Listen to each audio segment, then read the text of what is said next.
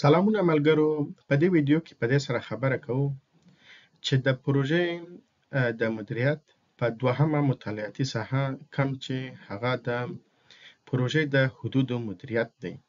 په دې مرحله کې دوهم عمده کار چې ترسره کیږي هغه څه شی دی؟ هو ملګرو، هغه د پروژې د ضرورتونو راغونډول دی.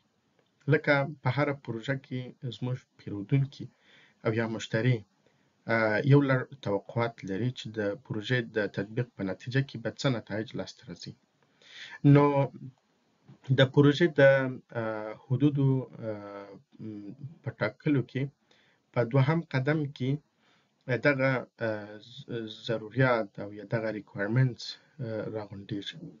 د دې لپاره د انپوت په توګه ځینې اسناد استفاده کیږي چې هغه د پروژې چارتر دی، د پروژې پلان دی، د پروژې نور اسناد دي او د پروژې تجارتي اسناد، قراردادونه، د ادارې پالیسیګانې او محیطي عوامل دي.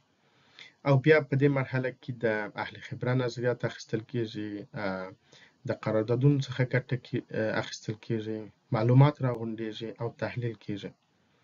او همدارنګه د دې قدم په نتیجه کې د پروژې د ضرورتونو د راغونډولو په نتیجه کې دوه اسناد رامنځته کیږي. یو دا چې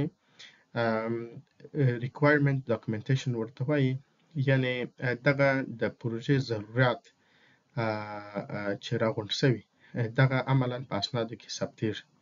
او بل یو میتریکس جوړیږي چې هغې ته requirements traceability matrix وایي. او په دې کې ټول هغه کارونه چې باید په پروژه کې ترسره شي، هغه ضرورتونه چې باید پوره شي لیکل کیږي او د پروژې په لړ کې د دې څخه استفاده کیږي.